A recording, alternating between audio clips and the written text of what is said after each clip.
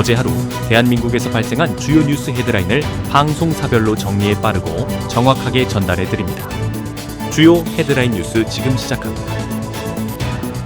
JTBC가 뽑은 헤드라인은 JTBC가 실시한 첫 여론조사 결과 탄핵 찬성이 60%, 반대가 37%로 나타났습니다. 차기 대선 3자 가상 대결에서도 주목을 끌었습니다. 한편 극렬 지지자들의 헌재 흔들기 행위가 극에 달하고 있습니다. 윤석열 지검장 시절 극우 유튜버의 협박 시 신속한 구속 조치가 이루어졌었으며 부정선거 책 구매하라며 도서관을 협박하는 사례도 있었습니다. 여당 의원 36명이 헌재를 찾아가 압박을 가하는 모습도 보였습니다. 권영세 의원의 계엄은 잘못이라는 발언이 모순적이라는 지적이 있으며 광주 금남로에서 열린 반탄핵 집회가 후폭풍을 일으키고 있습니다. 조태용은 계엄 관련 문건을 못 봤다고 밝혔으나 김 여사 문자 논란에 휩싸였습니다. 국회 단전 영상이 탄핵 심판 증거로 제출될 가능성이 검토되고 있으며 김용현 인권구제도 인권위원 김용원이 주도한 것으로 알려졌습니다. 김 여사가 명태균에게 국회의원이 될 수 있게 김상민을 도와달라고 요청했다는 의혹도 제기되었으며 검사 시절 출마 시사를 문자로 전달했던 사실이 드러났습니다. 하늘이법이 급물살을 타고 있지만 현장에서는 부작용을 우려하는 목소리도 있습니다. 교통사고 소식으로는 차량 충돌 후 튕긴 오토바이에 의한 2차 사고가 발생했습니다. 카페 매출이 감소하고 있으며 국제뉴스로는 푸틴뿐만 아니라 트럼프도 종전 직거래에 나섰다는 소식입니다. 중국에서는 공식 석상에서 사라졌던 마윈이 다시 모습을 드러냈습니다. 돌빈뉴스에서는 대통령의 스크린 스포츠 마니아 의혹과 조기 대선 준비에 대한 비판적 보도가 있었습니다. 의료계 소식으로는 의사 집단 행동으로 인한 피해 신고 분석 결과가 공개되었고 암 환자들의 1년간의 힘든 투병 생활이 보도되었습니다. 교육계에서는 3살 장애아동에 대한 교사의 폭력 사건이 발생했습니다. 마지막으로 붕괴 위험이 있는 아파트에서 주민들이 아슬아슬한 거주를 이어가고 있다는 소식입니다. MBC가 뽑은 헤드라인은 명태균 씨 측이 김건희 여사와의 48분 통화 내용을 공개하며 총선 개입 정황이 나왔습니다. 한편 윤석열 대통령과 가까운 검사의 현직 출마 강행 배경에 의문이 제기됩니다. 검찰이 녹취 내용을 몰랐다고 밝혀 최고 권력에 대한 수사가 형식적이었다는 지적이 나옵니다. 김 여사에 대한 직접 조사 가능성도 제기됩니다. 윤 대통령이 계엄 당일 여인형 전 기무사령관과 2차례 통화한 사실이 밝혀져 체포 명단 하달 여부에 관심이 쏠립니다. 진급을 미끼로 한 내란 포섭 정황도 드러났습니다. 인권위원회는 캡틴 아메리카 방패를 소지한 지지자와 김용현의 방어권에 대한 이슈가 있었습니다. 여당은 헌법재판소에 대한 공세를 강화하고 있으며 일부 지지자들은 재판관 자택 앞에서 집회를 열었습니다.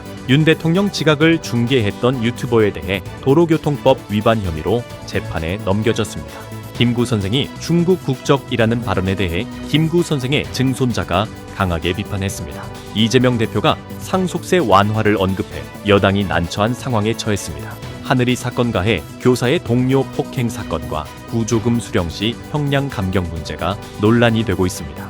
해외 직구 영양제 짝퉁 판매와 딥시크 앱은 정보 유출 문제로 국내 서비스가 잠정 중단됐습니다.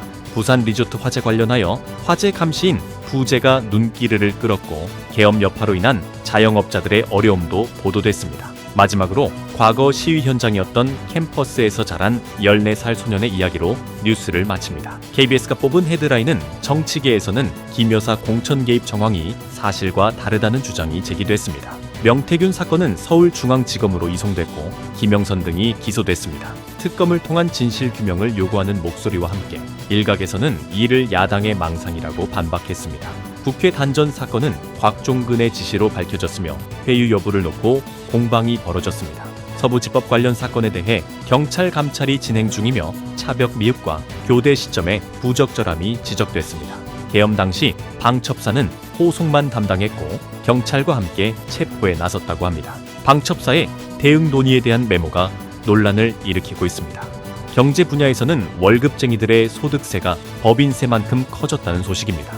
상속세 개편을 놓고 여야가 막바지 기싸움을 벌이고 있습니다. 한편 신풍제약 창업주 일가에 수상한 주식 거래가 포착됐습니다. 하늘이 사건이 있었던 초등학교는 일주일 만에 등교가 재개됐지만 불안감이 여전합니다.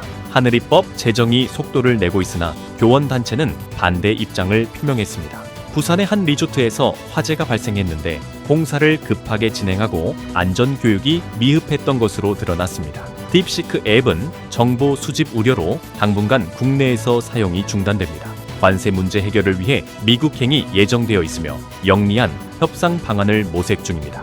KBS, 경북도, 경주시가 에이펙의 성공 개최를 위한 협약을 체결했습니다. 국제뉴스로는 미국, 러시아, 사우디아라비아에서 종전 협상이 진행 중이나 당사국은 제외됐습니다. 이에 배제된 유럽 국가들이 파리에서 긴급회의를 가졌습니다. 한동훈의 복귀 예고로 당내 신경전이 벌어지고 있습니다. 안타깝게도 길원옥 할머니가 별세하셨습니다. 국회의장이 의료계와 회동했으나 증원 논의는 지지부진한 상황입니다. 마지막으로 빌라 임대인 잠적으로 청년 세입자들이 어려움을 겪고 있으며 K방산 기업들이 총출동하여 우리 군의 힘을 보태고 있습니다. SBS가 뽑은 헤드라인은 명태균이 김 여사와 48분간 통화했다고 밝혔으며 김상민 의원은 공천에서 컷오프되었었다며 의혹을 부인했습니다. 여야는 서로 흔들기를 멈추라며 헌재와 법원으로 향하고 있습니다. 707 특임단장은 단전은 표결 방해가 아니었다고 해명했고 서울청장 대행은 소환 조사를 받을 예정이며 야당은 이에 대해 알박기 인사라고 비판했습니다. 권영세 의원은 한동훈 장관의 해제 표결이 성급했다고 평가했습니다. 상속세 논쟁도 재점화되었습니다. 여당은 또 우클릭 신용이라고 비판하고 야당은 증세를 막자는 것이라고 반박했습니다. 하늘이법은 급물살을 타고 있지만 교단에서는 우려의 목소리도 나오고 있습니다. 하늘이를 숨지게 한 교사는 공무원 연금을 받게 될 예정입니다. 기술 분야에서는 논란의 딥시크가 국내 신규 서비스를 중단했고 중국은 시크의 정치화를 경계하며 빅테크 수장들을 소집했습니다.